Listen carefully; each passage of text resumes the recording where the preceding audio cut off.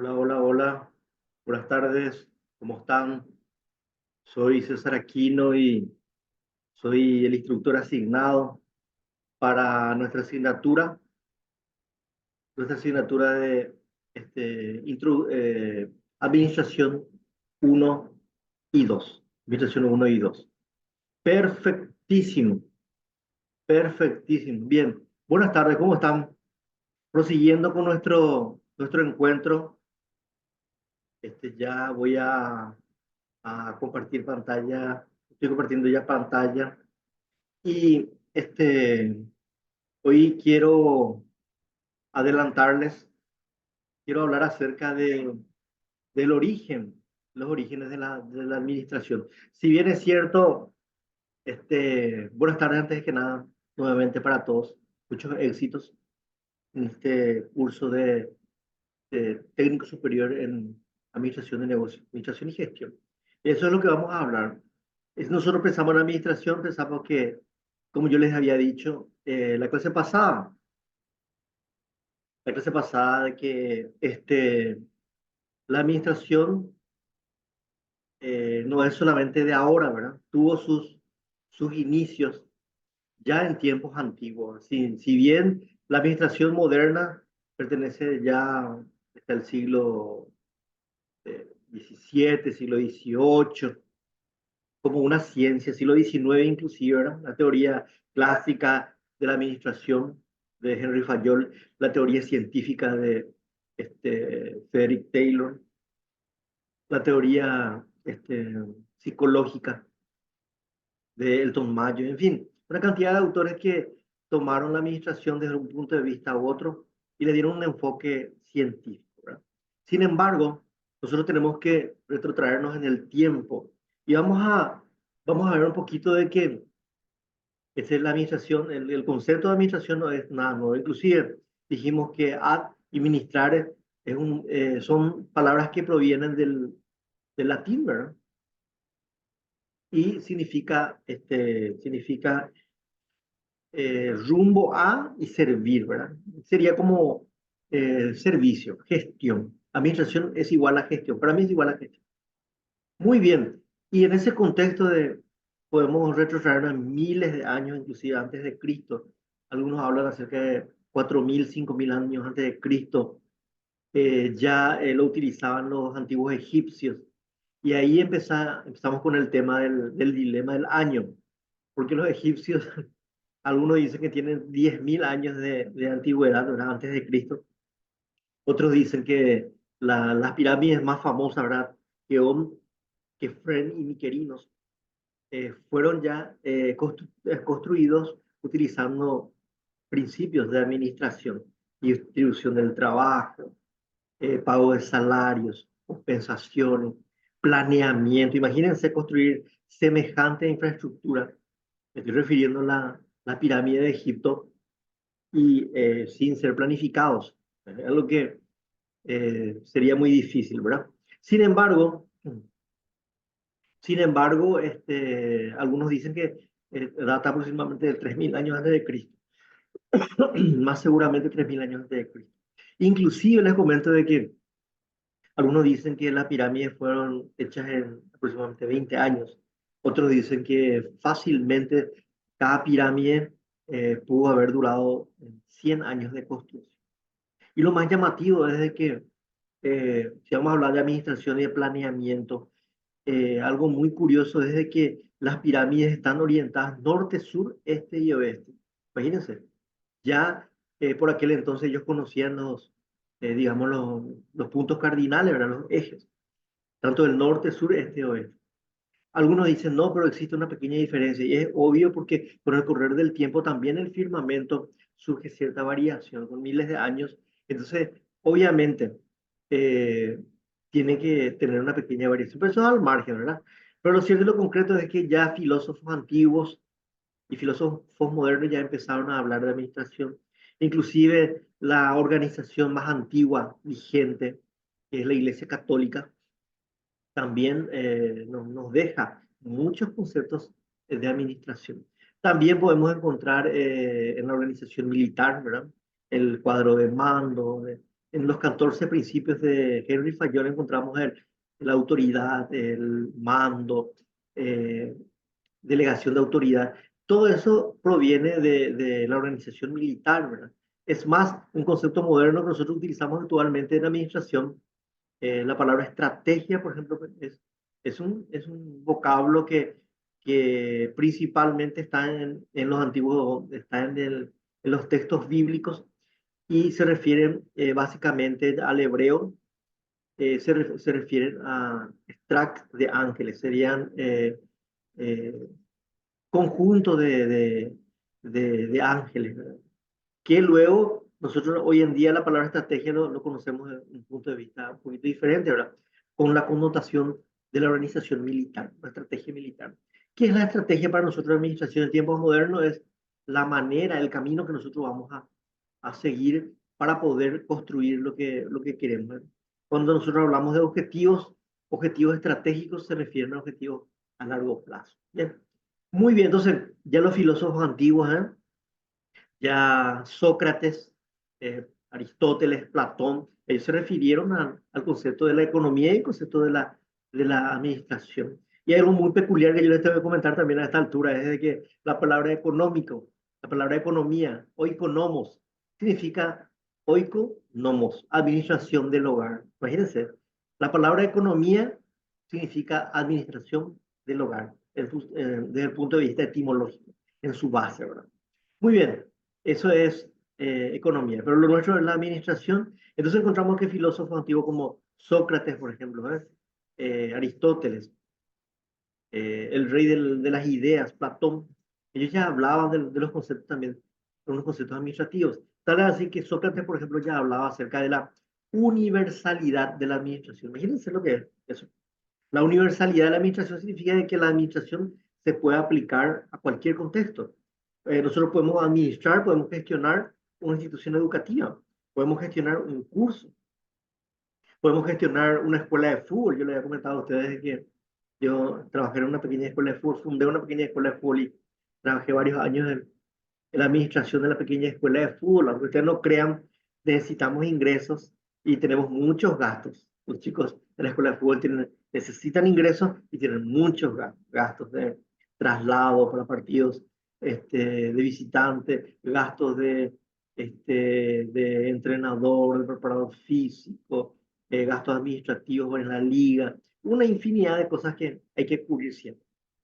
Poner en condiciones el campo de juego, la cancha, ¿verdad? Todo eso.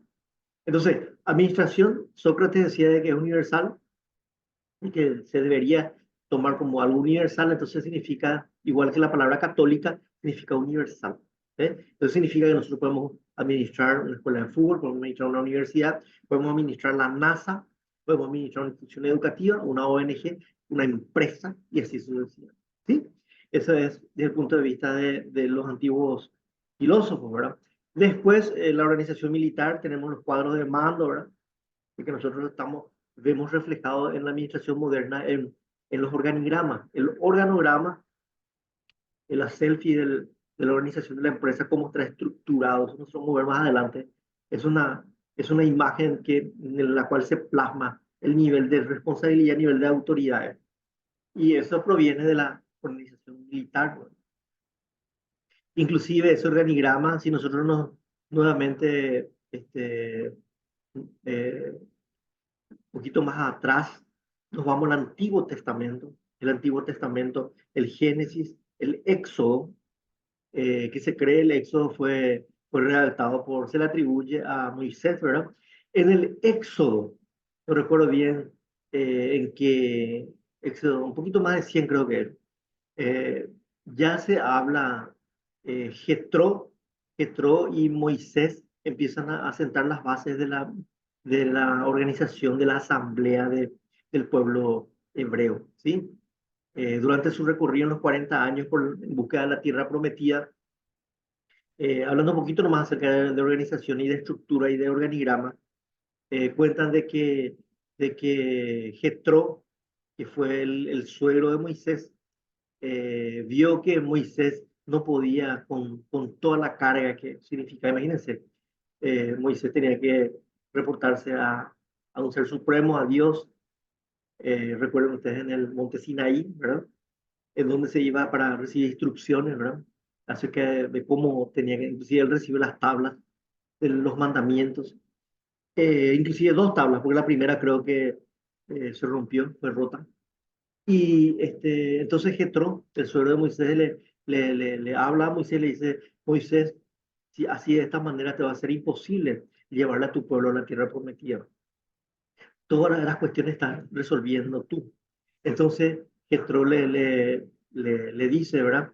A Moisés, yo me permito decirte, por favor, y recomendarte, de esta manera desfallecerás, de esta manera vas a desfallecer. Yo te propongo, forma, capitanías, cantones, forma, grupos de 50 de 20 de 10 de tal manera que puedas dividir esas responsabilidades en los distintos grupos. Eso ya es el primer cuadro de mando, ¿eh? El primer organigrama lo dibujó Jetro, el suegro de Moisés, en el Éxodo. Y el Éxodo se cree que por lo menos fue escrito 1500, 2000 años antes de Cristo, ¿sí? Y la historia puede ser un poquito más vieja inclusive. Entonces, en esa época ya estamos encontrando conceptos administrativos, ¿sí? Estamos encontrando conceptos administrativos. Entonces, Jetro le dice, busca dentro de tu gente hombres valientes, con virtudes y temerosos de Dios, y colócanlos en cantones, en capitanías de 100, capitanías de 50, capitanías de 10. ¿Qué significa eso? Capitanías de 100, que es esa persona electa y va a manejar 100 personas. El de 50 y va a manejar 50 y el de 10 obviamente así. Y de esa manera para que puedas, porque él no tenía tiempo para él. Y entonces finalmente le dice que de esa manera podrás dedicarle tiempo únicamente, en un concepto gerencial, únicamente a las cosas más importantes. ¿Eh? Las cosas más importantes, más estratégicas, te vas a ocupar vos y de las cosas más pequeñas, cosas, porque a Moisés inclusive tenía que resolver los problemas familiares, inclusive de, de su gente, ¿verdad? Y eso era muy desgastante. Eso le estoy comentando no para que vean hasta dónde tenemos que irnos para buscar conceptos administrativos. Y la revolución industrial, en el siglo XVII y XVIII, es donde se empiezan a aparecer en Inglaterra las primeras fábricas, ¿verdad? Donde las amas de casa, ¿verdad? Que estaban tejiendo o haciendo cosas manuales en la casa, van a las industrias y abandonando el lugar. Es por primera vez que la mujer, la ama de casa, abandona a la familia, para ir a buscar el sustento de cada día. Entonces, eso es fruto de la revolución industrial. Obviamente, la revolución industrial es algo monstruoso de que empiezan a ver las primeras fábricas, ¿sí? Porque para nosotros ahora hablar de fábrica es algo normal, pero en aquella época no existían semejantes organizaciones. En la revolución industrial empezaron a aparecer las pequeñas fábricas y a contratar gente de tal manera a poder, poder trabajar y poder producir. Y en la revolución industrial es por primera vez que la oferta excede a la demanda. Es decir, hay más camisas, hay más ropas de las que se puede consumir. ¿Por qué? Porque la producción en masa, la producción más eficiente, porque cada fábrica procuraba de ser eficiente, ¿verdad? El concepto administrativo, eficiencia, eficacia, objetivos, mercadeo, trabajo en equipo, personas, todo eso son estrategias, son conceptos que están dentro de la definición de administración. Entonces aparece la revolución industrial, la necesidad imperante nuevamente de que para que esas industrias, esas pequeñas fábricas sean competitivos en el mercado que estaban haciendo, tenían que organizarse. Y ahí entra la gestión de la administración, nuevamente. La planeación, organización, dirección, ejecución y control de todas las actividades para producir bienes, para brindar servicios. ¿Se dan cuenta? Bien, después aparecen los economistas liberales en el año 1900, ay, se me fue la fecha, 1896, si mal no recuerdo. Adam Smith, que es considerado el padre de la economía, de los economistas liberales, el padre de la economía, Adam Smith, escribe un libro 1896, que se llama Naturaleza y Causa de las Riquezas de las Naciones. Entonces, el libro de Adam Smith, que nos van a dar también en economía, Naturaleza, Causa de las Riquezas de las Naciones. Habla también de conceptos administrativos, habla acerca de la división del trabajo, de la eficiencia, la eficacia, de todo eso. Entonces, empiezan a aparecer, se dan cuenta, las herramientas que utilizamos hoy en día en la administración a través de los economistas liberales, ¿verdad? John Stuart Mill, David Ricardo, todo eso. Y finalmente, ¿verdad? Ya en tiempos más modernos, siglo XIX, siglo XX, los industriales pioneros, Henry Ford, eh, empresarios que a Henry Ford se le atribuye, ¿verdad? El método de la producción en masa. Él produjo por primera vez, eh, una, elaboró una fábrica en producción en línea, ¿sí? Que fue para la época fue algo sumamente pionero. Y la especialización. Un trabajador hacía una tuerca, dos tuercas, tres tuercas. Uno colocaba el volante, otro se especializaba en colocar la rueda, otro el chasis, y así cada uno, ya como consecuencia de los conceptos de los economistas liberales y anteriores, la división del trabajo, entonces el grado de especialización. ¿Y qué le condujo eso hasta a Henry Ford, para la Ford Company? Producir muchos autos. El primero de ellos fue el Ford, la Ford T, y producción en masa. Inclusive los trabajadores, había tanta producción que hasta los trabajadores se le vendía.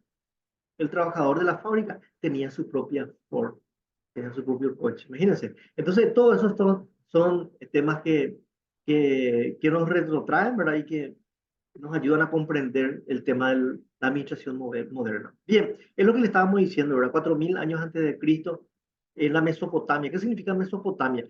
Mesopotamia significa entre dos ríos. Y esos ríos eran el Éufrates y el Tigris, lo que actualmente es Irán, Irak, todo ese Medio Oriente, ¿verdad? Ahí nace, ahí estaban muchos pueblos que empezaban a organizarse, ¿verdad?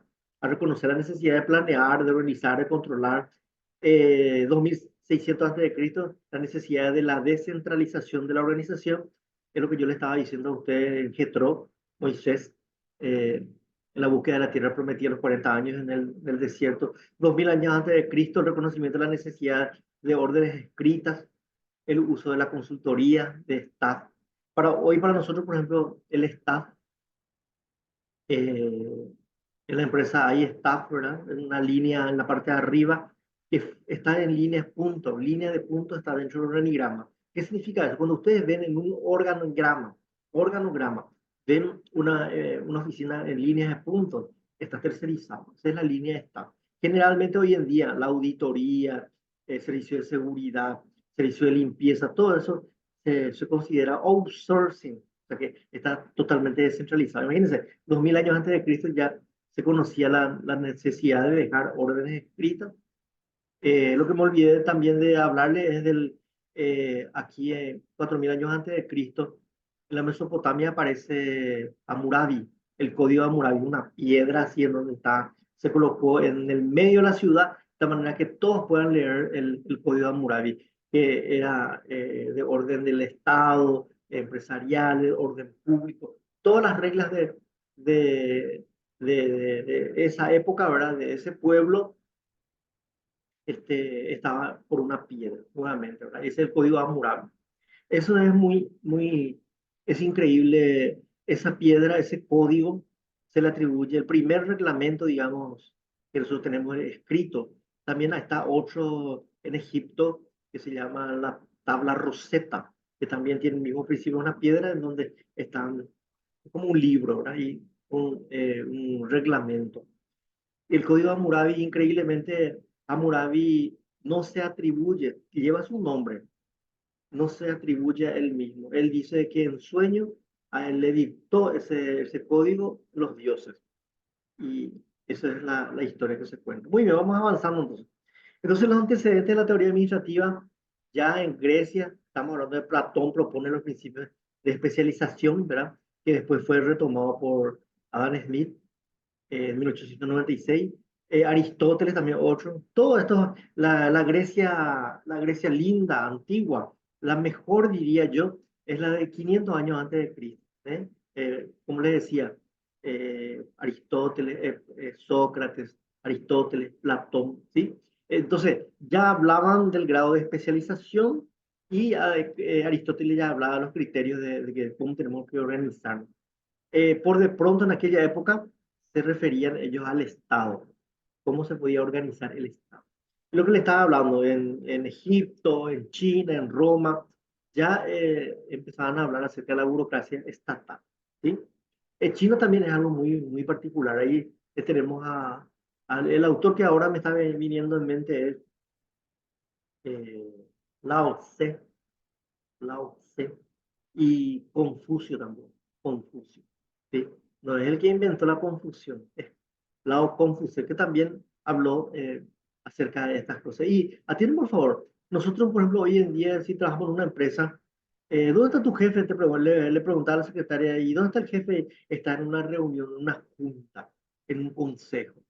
Eh, la reunión de consejo, gente, ya proviene de miles de años. Y los chinos son los primeros que empezaron a tomarse. Los ancianos en China se reunían, por ejemplo, para declarar la guerra a, a alguien o para tomar decisiones de Estado. Los ancianos se reunían para poder tomar la mejor decisión. ¿Qué le sugiere a ustedes eso? Lo que nos está sugiriendo es de que las personas que tienen más experiencia, las personas más criteriosas, las personas que no solamente por su edad, sino por toda la experiencia que han ido pasando ya en consenso, se reúnen, miles de años atrás, se reúnen para poder tomar la mejor decisión para el país o para su pueblo. Ya hablan acerca de la burocracia estatal. ¿La tienen, por favor? La palabra burocracia, nosotros vamos a ver después, hay una escuela, el pensamiento administrativo se llama la escuela burocrática. Y nosotros la parte burocrática lo relacionamos mucho con el Estado.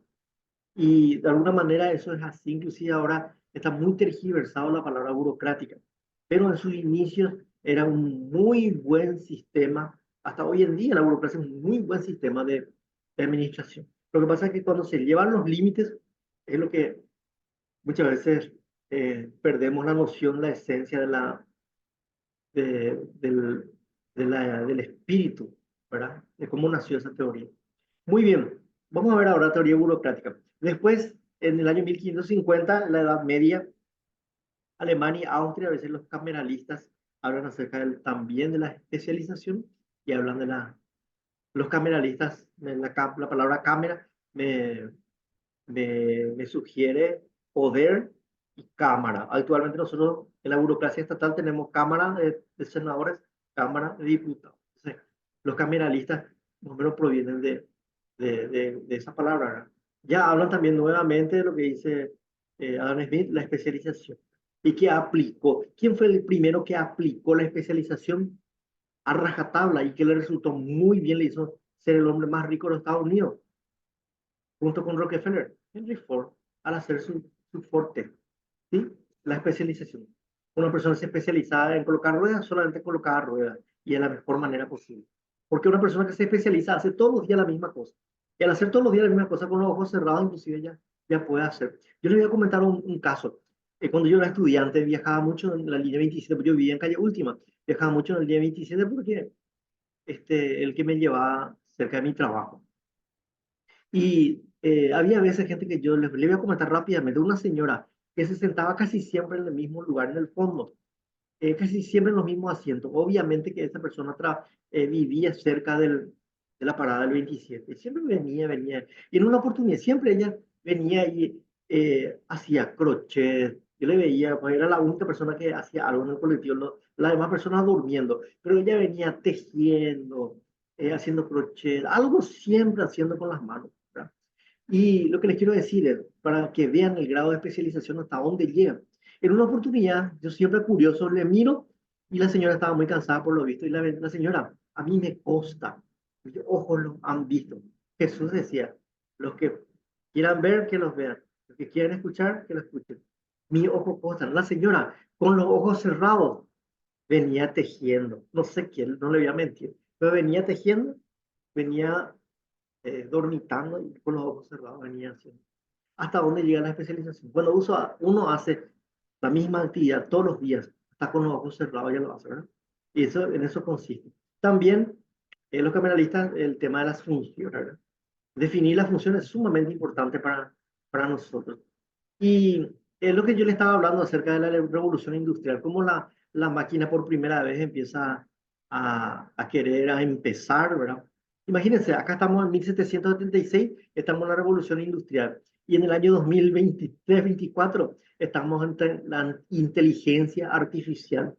¿Cuántos años han pasado? 770, 870, 970, pasaron 200 años. Y de una máquina de vapor, hoy en día estamos hablando de máquinas que prácticamente piensan como el ser humano, que resuelven tareas, que aprenden. La inteligencia artificial aprende todos los días. Dígame si no, usted tiene su celular y en el WhatsApp mismo, cuando uno empieza a escribir un nombre con mucha frecuencia, si yo escribo Ana, cuando yo escribo la A ya me aparece el resto. Dígame, si la máquina no aprende, ya sabe que yo voy a escribir esa palabra. Muy bien. La revolución industrial, entonces, James Watt, 1776, inventa la máquina de vapor. Y en el año 1000, antes de esto, quiero hacer hincapié a algo muy, pero muy importante para que ustedes tengan ese conocimiento. En el año 1455, del mes de febrero de 1455, Gutenberg en Alemania imprime por primera vez, inventa la imprenta. ¿Y cuál fue el primer libro que fue impreso? La Biblia. Imprimió, tengo entendido, más de 42, 46 Biblias. ¿Sí? Muy bien, entonces se inventa la máquina de vapor. La máquina de vapor llevó después a, a lo que fue el tren, ¿verdad? Que fue el medio de transporte de mercancía más importante en aquellos tiempos, ¿verdad? Entonces, para la producción artesanal se pasa a una producción industrial, ¿sí? De la máquina de vapor, ¿sí? Algo, la máquina de vapor. Cambio en la estructura social y comercial de la época, la fusión de pequeños talleres, disminución de los costos, pequeñas automatizaciones de las tareas, aumento de la demanda. ¿Tienen, por favor? Ustedes ya habrán dado en economía lo que es oferta y demanda, ¿verdad? La oferta es la cantidad de productos y servicios que está a disposición de un público para su compra a un determinado precio y a un determinado tiempo y precio. Y la demanda, en contrapartida, este es un concepto de Marshall, si mal no recuerdo el concepto de la oferta y la demanda. Estaban por separado, pero es la unión. El concepto de la demanda es la cantidad de productos y servicios que se estaría en condiciones de adquirir a un determinado precio y determinado tiempo. Entonces, el aumento de la demanda, es lo que yo le decía, la revolución industrial fue por primera vez que había más productos que personas que tengan que comprar. Y es obvio, ¿verdad? Porque empiezan las máquinas, empiezan las fábricas y se producen mucho. Se trabajan 12 o 13 horas diarias, ¿verdad? Esto fue cambiando con el tiempo, gente. Hoy se trabaja 8 horas más ya. Eh, como dicen los sindicalistas, todas estas conquistas proveyeron de esa época. De a poquito, ¿verdad? Se fueron ganando hasta hoy en día. Antes no había hora extra, no había eh, tener que trabajar 12, 15 horas, no había reconocimiento, nada más. Hoy en día el trabajador obtuvo muchos logros, muchos logros. Muy bien, como las vacaciones, el aguinaldo, todas esas cosas. Condiciones ambientales peligrosas e insalubres. Obviamente que las fábricas por aquel entonces eran peligrosas porque imagínense la máquina de vapor, algo que está generando ahí vapor y no sabemos si va a explotar, si no va a explotar. En las condiciones ambientales hacinados en una fábrica y por supuesto que eso era insalubre y era peligroso, ¿no? Pero formaba parte ya los primeros, el inicio de una nueva era del trabajo en la organización. Lo que le decía, a finales del siglo XVIII, con la máquina de vapor y con su aplicación en la sustitución del esfuerzo humano y animal, porque tenemos que recordar que hasta ese entonces, hasta que Stuart James Watt inventa la máquina de vapor, todo se hacía a fuerza de animal, ¿verdad? Con caballos, con burro, con asno, y así sucesivamente. Ahora me viene en mente la noria, ¿eh? Esa máquina que mueve así, mezcladora, donde se elaboran ladrillos, tejas. Antiguamente, en el interior yo veía la noria, que se da la vuelta a los animales, da la vuelta para poder amasar lo que luego se iba a convertir en ladrillo. Eso al margen, ¿verdad? Se generó un nuevo concepto del trabajo y de la producción. Este cambio modificó el mundo occidental y a lo largo de todo el mundo, pues tuvo un gran impacto en la organización. Claro que sí. Ya había máquinas y nos tuvimos que ya organizar diferente para trabajar en las fábricas. Toda esta situación afectó a los pequeños talleres de corte artesanal que se vieron absorbidos de a poquito, ¿verdad? Por aquellos más grandes, que tenían más capacidad financiera para comprar máquinas, para poder eh, materia prima y para poder trabajar mejor, ¿verdad? Utilizando las técnicas de la... ¿Se dan cuenta la importancia que tiene la planeación, organización, ejecución y control? La importancia, la eficiencia y la eficacia. Los pequeños talleres empezaron a desaparecer, se quedaron las grandes fábricas. Pero esos talleres, pequeños talleres que usaron los conceptos de gestión, conceptos de administración, planeación, organización, ejecución y control, sobrevivieron. Y muchos de ellos están hasta hoy en día. Son marcas muy conocidas. Muy bien, la progresiva urbanización favoreció el crecimiento de unas pocas organizaciones y la concentración del capital, ¿no? La urbanización favoreció el crecimiento de unas pocas organizaciones. Atiende, por favor, eso de algo yo les tengo que comentar también. Yo trabajé en el año 2005, 2007 en una universidad y nosotros salíamos a distribuir en Capiatá, ruta 1 y ruta 2, salíamos a distribuir folletos. Y les voy a comentar algo. Gente, en esa época por primera vez yo empecé a ver fotos satelitales y ubiqué la fábrica de Pechugón. Y gente, ustedes saben que vi por primera vez desde arriba, a través de las imágenes satelitales, que alrededor de la fábrica de Pechugón había ritos y poblado en aquella época. Hoy en día ya. Tal así que me dio mucha curiosidad y nos fuimos en un determinado momento, me fui caminando a entregar folletos con los muchachos y con las chicas y folletos de aquella época, así se hacían. Había pocas redes sociales y así se hacía la publicidad. Si queríamos alumnos de la universidad, teníamos que salir a buscarlos hasta sus casas y llevarles los folletos. Y hay una urbanización que se llama Constitución, si mal no recuerdo, ahí detrás. Hay un colegio, escuela colegio, se llama Blanca Espinci. Pero se notaba perfectamente que alrededor de la fábrica, es lo que ya estamos diciendo ahora, de que donde hay fábrica, empieza a desarrollar y empieza a urbanizar, ¿sí? Al volverse el trabajo cada vez más mecánico, se propició la división del trabajo. Una cosa llevó a otra, ¿verdad? Tareas más simplificadas, más repetitivas, que nuevamente les recuerdo, Henry Ford, con su Forte, llevó al máximo. Las malas condiciones del trabajo dieron lugar a las luchas sociales y a movimientos obreros, hasta llegar a nuestro día, de trabajar 13, 15 horas por día, a trabajar hoy en día 8 horas por día, 48 horas semanales. Y a la noche tengo entendido que son 42.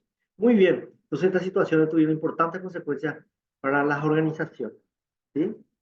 Eh, Aparecieron grandes fábricas, con las grandes fábricas aparecieron también los sindicatos, ¿eh? Los sindicatos que no hay necesidad de explicar, que luchan por los derechos de sus trabajadores. Organizaciones que no pertenecían al Estado, la iglesia o el ejército, también empiezan a tomar fuerza. La iglesia desde tiempo antaño. El Estado empieza a tomar más fuerza. Tenemos que recordar que Paraguay es un Estado constitucional, ¿verdad? ¿Qué significa eso? Que también empezaron a aparecer las repúblicas y que estaban regidos por constitución. La iglesia, el ejército, los ejércitos también. ¿Qué es lo que pasó? Que en los países como Inglaterra, que siempre fueron ricos atrás del mar, empezaron a tener excedente y también nuevamente a tener mejores ejércitos. Porque las armas, ¿cómo se compran? Los soldados, ¿cómo se pagan? Con plata. De ahí surge el estudio de una nueva disciplina que es la administración. El desarrollo de la administración fue muy lento hasta el siglo XX, ¿sí? Lo que estuvimos recorriendo de la Mesopotamia, ¿sí? 4.000 años antes de Cristo. A partir de este momento, hasta nuestros tiempos, ¿verdad? A partir de ese momento es que realmente se desarrolla y cobra importancia la administración y se convierte en una rama de estudio que tiene principios. Vamos a ver después. Tiene una, la administración es una ciencia y es un arte. Es una ciencia porque tiene principios que se cumplen casi siempre. No es como una ley física, pero sí tienen principios que se cumplen. Y es un arte, para mí es un arte, ¿por qué? Porque el administrador es un artista al combinar todos los trabajadores, todos los productos, a leer lo que quiere el mercado. ¿Eh? Es un artista. El gerente es un artista. Y su pintura se llama la administración. Muy bien, en esta época hubo transformaciones entonces muy evidentes del mercado y los negocios, la tecnología y la economía mundial que sirvieron de marco al desarrollo de la TGA. Atiendan por favor. La TGA significa teoría general, teoría general de la administración. ¿Eh? Entonces, fue tomando forma hasta convertirse en ciencia, ¿verdad? Tan es así de que en el siglo XX ya aparece Frederick Taylor con la administración científica, ¿verdad? Que puso mucho énfasis también a las tareas. Administración científica al registro de las tareas. ¿Qué es lo científico? Lo científico es lo que se puede demostrar. Él demostraba en papeles, en estudios, porque Frederick Taylor era un ingeniero que trabajaba en una fábrica. Y él se fue tomando nota y se fue haciendo su trabajo durante muchos años. Y él desarrolló la teoría científica de la administración, basada en los movimientos, en el orden de las tareas, en la especialización. Estamos ahí viendo todo eso. Henry Fayol, en Francia, Administración General e Industria. Eh, si nosotros lo conocemos a Frederick Taylor como el padre de la administración científica, a Henry Fayol debe conocerlo como el padre de la teoría clásica. ¿Sí? A Tyler Friends los considera entonces los padres de la administración que estábamos diciendo. Muy bien. La administración científica un poquito larga y no quisiera entrar porque tenemos que desarrollarla. Para finalizar, ya que estamos hablando acerca de la teoría general de la administración, la teoría general de la administración actualmente, la organización, la empresa, la administración general, hoy en día tiene 5 vertientes de estudio. ¿Sí? La primera de ellas, las tareas, que es una herencia de Ferry Taylor. El estudio de la estructura, una herencia de Henry Fayol. Estudio del ambiente y estudio de las personas, este, nada más y nada menos que Elton Mayo, este, escuela de la eh, administración humana, de la psicología de la administración humana, y más en nuestros tiempos, todo esto combinado con la tecnología. Acá ustedes ven, encuentran las 5 patas, las 5 variables, 5 patas de estudio actualmente del desarrollo de la teoría general de la administración. Muy bien, voy a dejar de compartir entonces. Yo creo que con esto es más que suficiente. Voy a ir levantando los materiales también eh, a la plataforma, ¿verdad?